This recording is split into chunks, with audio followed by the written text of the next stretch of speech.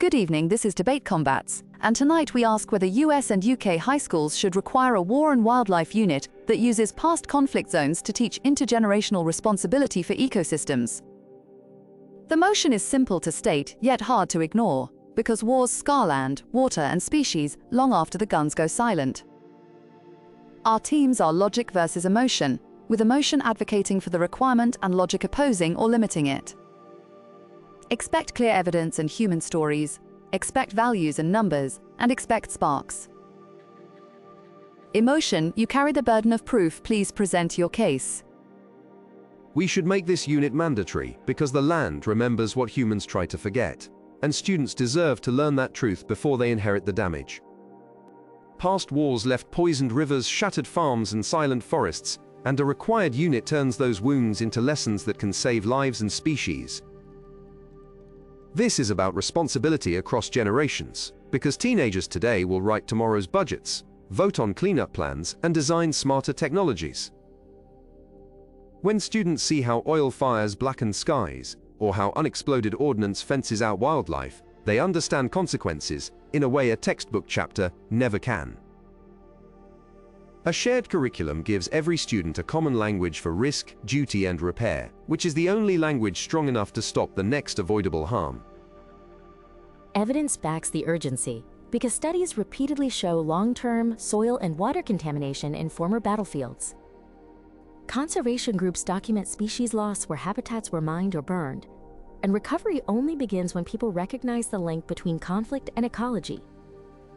Public health data show increased cancer and birth complications in polluted regions, which means the cost of ignorance is paid in human bodies as well as in birds and trees.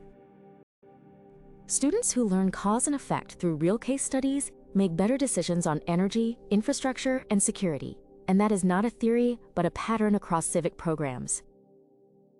A required unit is fair, because it does not preach one ideology, it simply connects past facts to future choices. Some will say this is political, yet breathing clean air is not left or right, and protecting food and water is not a party platform but a promise to children. We are not asking for a new burden, we are asking for a compass, so that history points to healing instead of repeating. Make it required, teach it well, and equip teens to ask the sharp question no missile ever answers, which is who pays the bill when the forest is gone?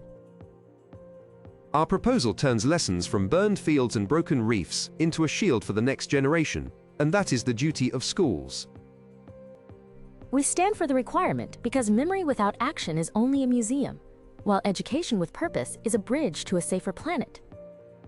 Thank you, emotion, and now logic, the floor is yours for the case against making this unit mandatory. We agree that war harms nature, but mandatory coursework is a blunt tool that risks crowding an already overloaded curriculum. Schools have limited hours, limited staff, and testing requirements, so adding a required unit means removing something else without clear proof of superior outcomes. The topic spans science, history, civics, and ethics, yet the proposal treats it as a single package which invites duplication and inefficiency.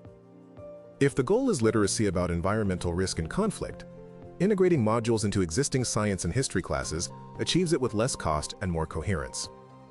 The language of requirement often breeds pushback, and voluntary enrichment with strong materials can reach motivated students without turning classrooms into culture war arenas. Evidence should guide policy, so we should pilot the course, measure learning gains, and compare them with integrated approaches before making it compulsory.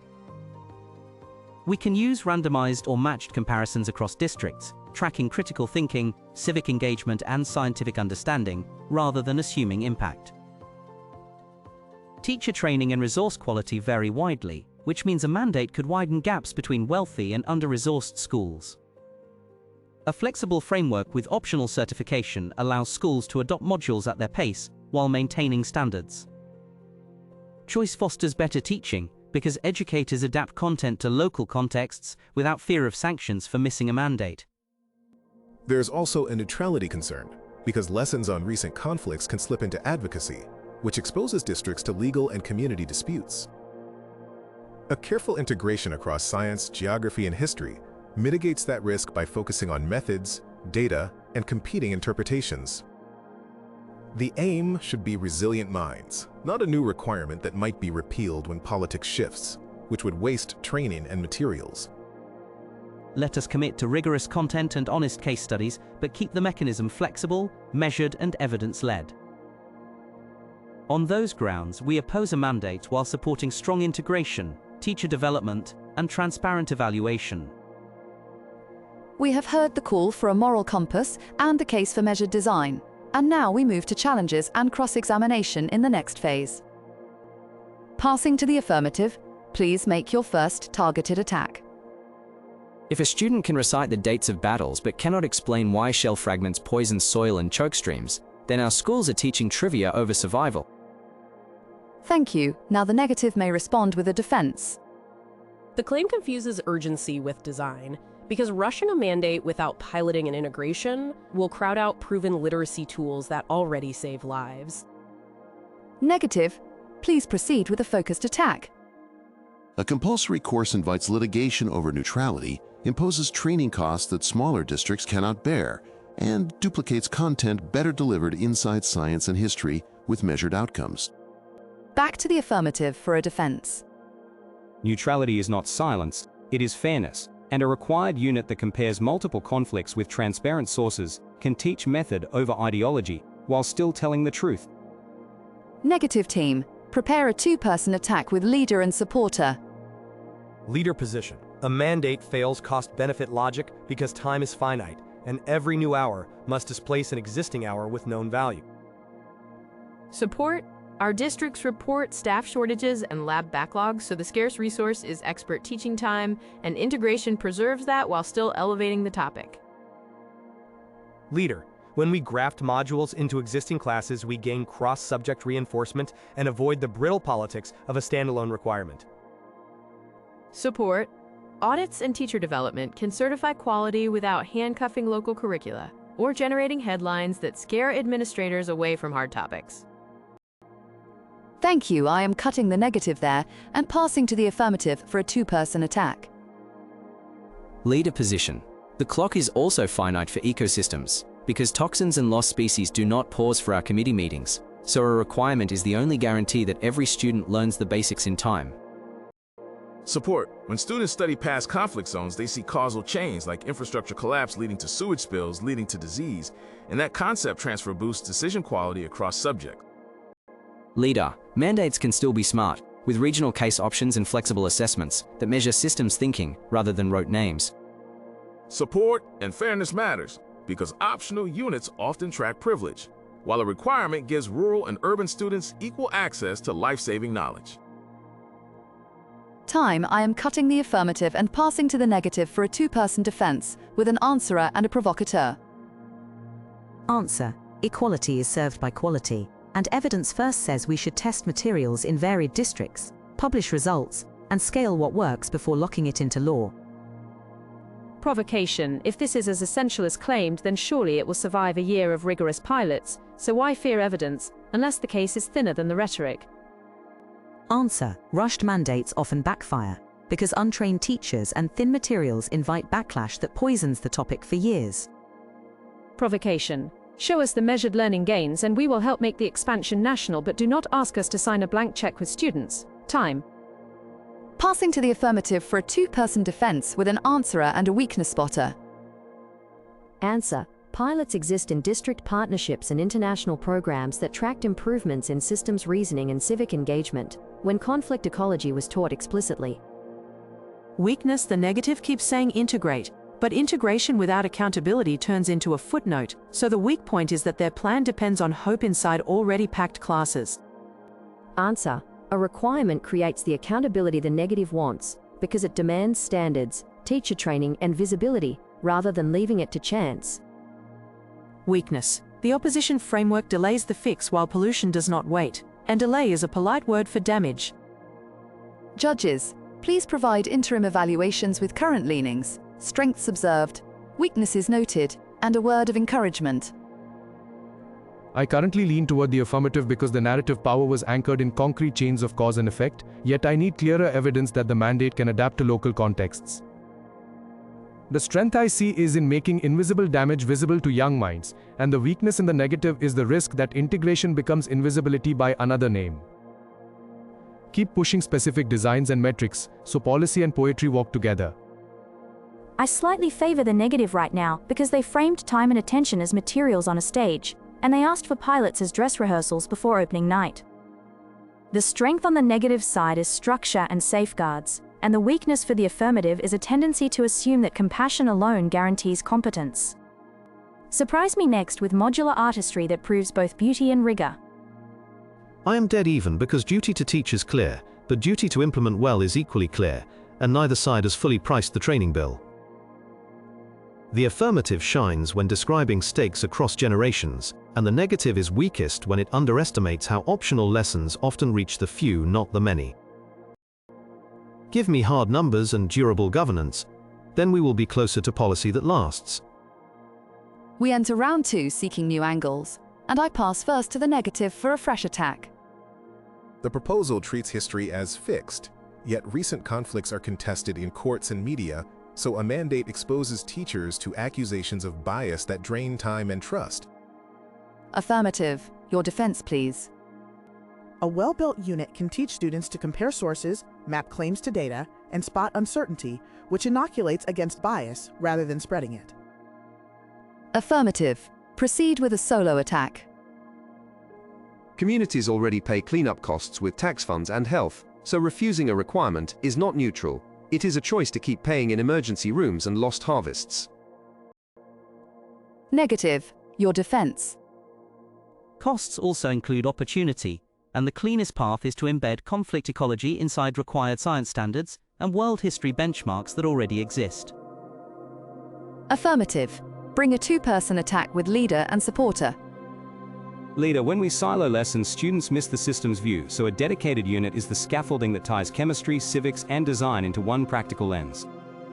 Support. Case studies from oil field fires to river contamination give students mental models they can reuse in local planning, from storm drains to wildfire preparedness. Leader, we can set national outcomes while allowing local case selections, which balances cohesion with relevance. Support. That balance lets coastal schools study spills and inland schools study munitions waste. Yet everyone learns shared principles of prevention and repair. I am cutting there and passing to the negative for a 2-person attack. Leader, the Achilles heel is enforcement, because a national requirement without strong materials becomes a checkbox that wastes time and breeds cynicism. Support, we propose an incentives-first model that funds districts for adopting certified modules and tracks results, which creates pull rather than push. Leader, evidence-based adoption grows legitimacy, while top-down edicts often collapse under politics unrelated to science. Support, with incentives we can reward teacher champions and build a library of best practice before scaling up. Negative time is up. Passing to the affirmative for a 2-person defense with an answerer and a provocateur. Answer. Incentives without a backstop leave coverage to chance, and chance is precisely how we ended up with uneven science literacy across postcodes. Provocation. If a checkbox is the fear, then help us design an exam that nobody can fake, because the real scandal would be graduating students who cannot explain why a wetland matters after conflict. Answer. We can audit with project-based assessments where students map a damaged watershed and propose a remediation plan that ties science to policy. Provocation. The opposition warns about politics, but nothing is more political than leaving children uninformed about costs they will pay. Passing back to the negative for a 2-person defense with an answerer and a weakness spotter.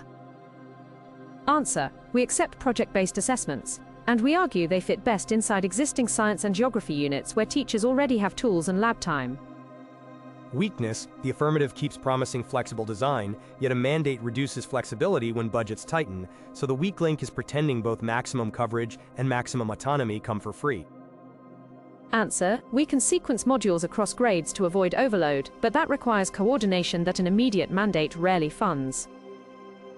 Weakness, the other side also leans on foreign or distant case studies that may not match local hazards, which risks disengagement without strong localization plans.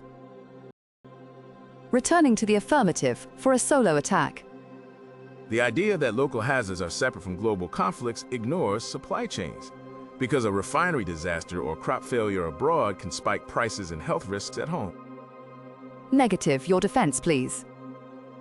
The interconnected world is exactly why we must strengthen general scientific literacy and critical thinking first, instead of adding a new silo that competes for the same hours. Affirmative, a final two-person attack in this block. Leader and supporter. Leader, the silo fear is outdated because modern curriculum maps can weave the unit through lab experiments, civic simulations, and field observations while keeping the requirement clear. Support. Students could test water samples, interview restoration teams, and compare remediation budgets, which turns history into problem-solving rather than memorization. Leader, when teens practice these skills before graduation, they vote, volunteer, and design better. And that is not wishful thinking but observed in civic education research. Support. A society that understands externalities does not panic at headlines, it plans. And that is the graduate we owe the future. Negative team, you now have a two-person attack with leader and supporter.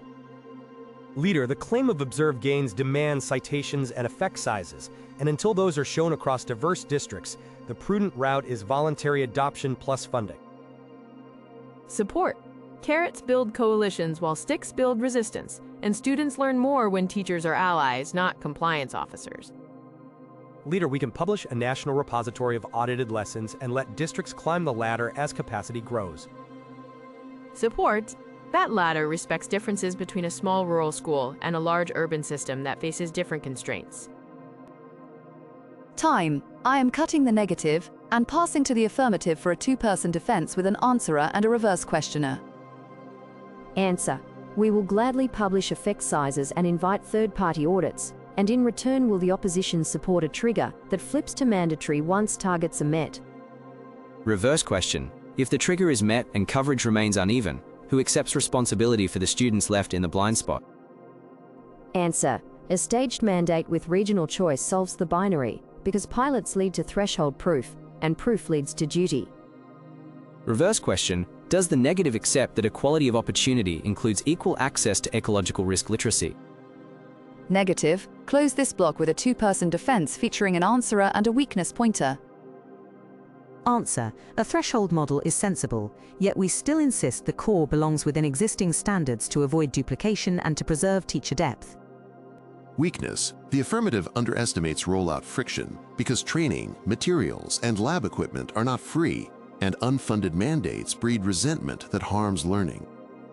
Answer. If funding is secured and duplication prevented, then the real disagreement is sequencing rather than aim, which is why we prioritize integration first.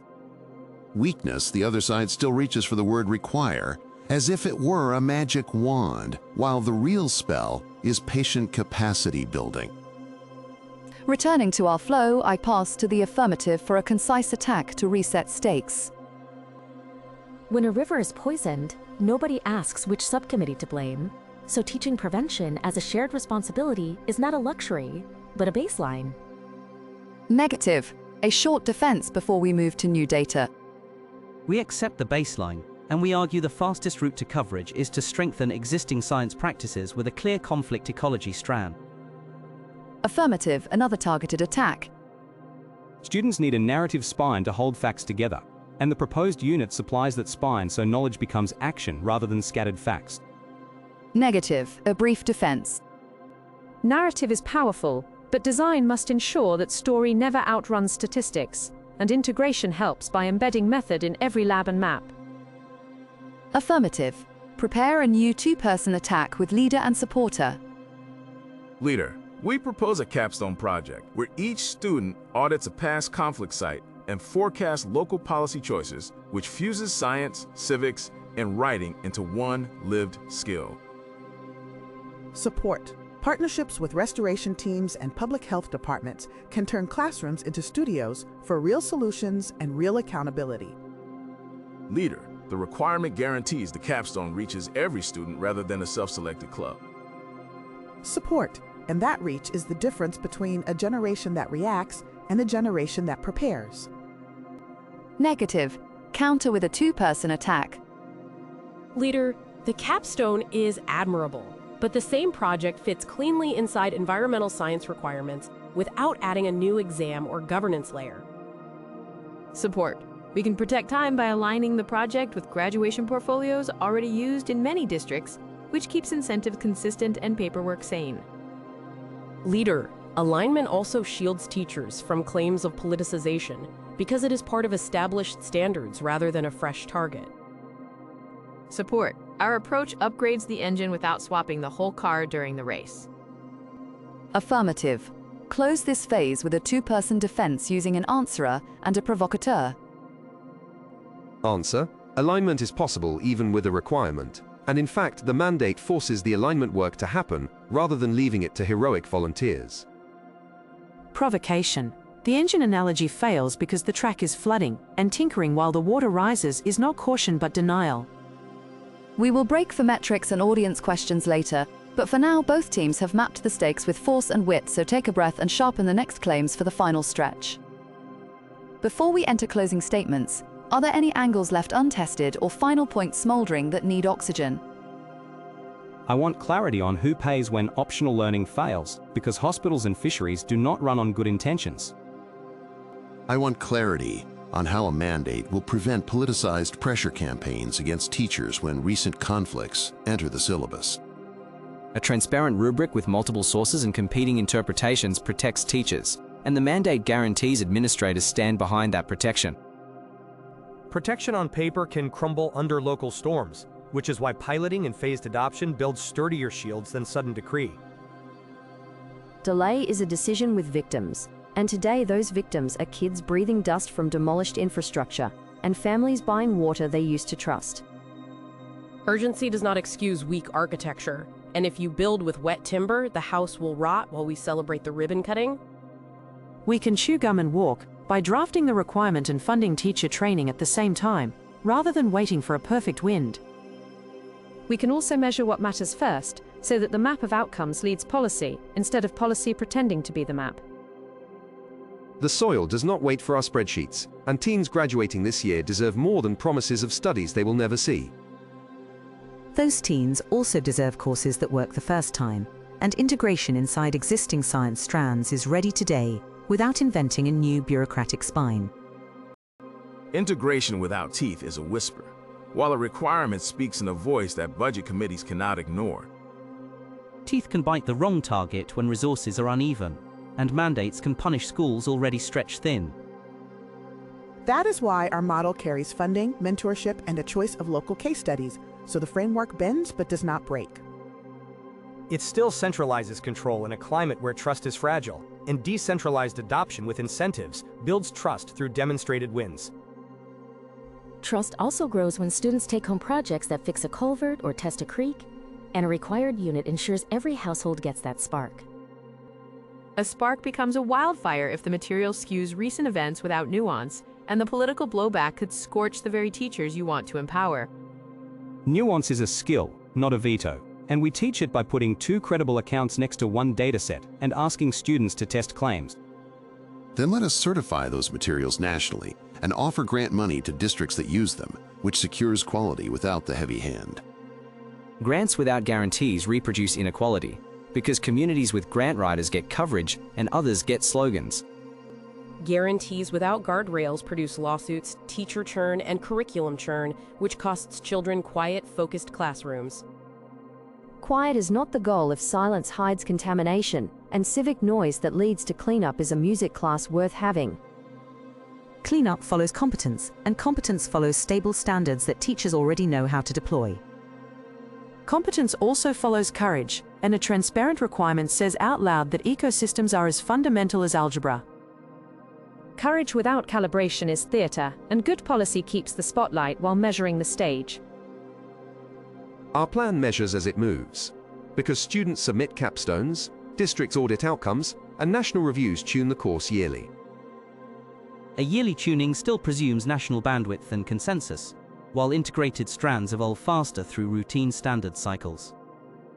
Routine cycles are how topics get buried, and this one cannot be buried because the rivers do not forget.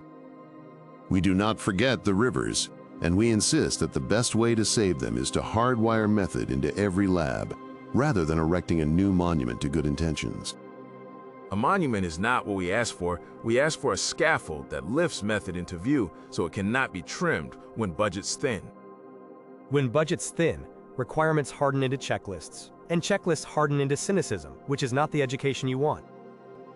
Cynicism melts when students meet restoration crews, calculate toxin half-lives, and present their findings to the town council. In other words, strong, project-based learning, which already fits the classes we have, making the mandate redundant. Redundant is not the word when coverage is patchwork, and a requirement stitches the quilt. A stitched quilt still needs clean thread, and you have not shown the national training pipeline that makes thousands of teachers ready in time. Federal and state partnerships with universities and NGOs can deliver boot camps, micro-credentials and mentorship, funded alongside the mandate. You promised urgency, and now you propose building a university alliance, which proves our point that sequence matters.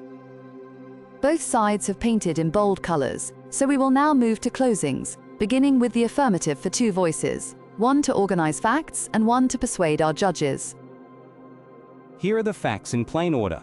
Past conflicts have left toxins in soil and rivers, destroyed habitats, and wounded public health for decades. Students encounter these realities as adults whether or not school prepares them.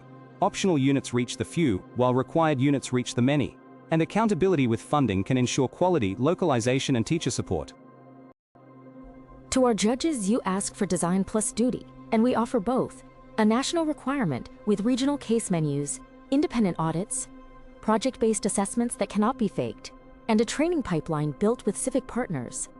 Because this is not a new ideology, but a new literacy that protects budgets, bodies, and biodiversity alike. Negative, your closing is next. 2 voices, one to organize facts, and one to appeal to our judges with care. The facts are straightforward. Time is finite. Mandates displace proven content. Neutral instruction on recent conflicts is legally and culturally fragile. Integration can deliver the same learning inside existing standards, and pilots with incentives can produce evidence and capacity before anyone is forced.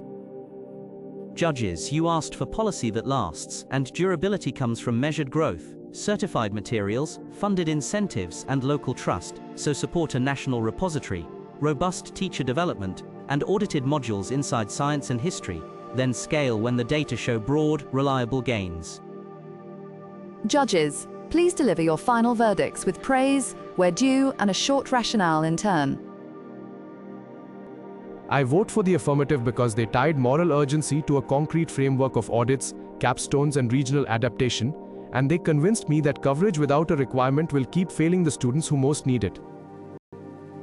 The negative argued craft and sequence well, but they could not close the equity gap that appears whenever optional learning meets uneven resources, and tonight the compass with a map beats the map alone.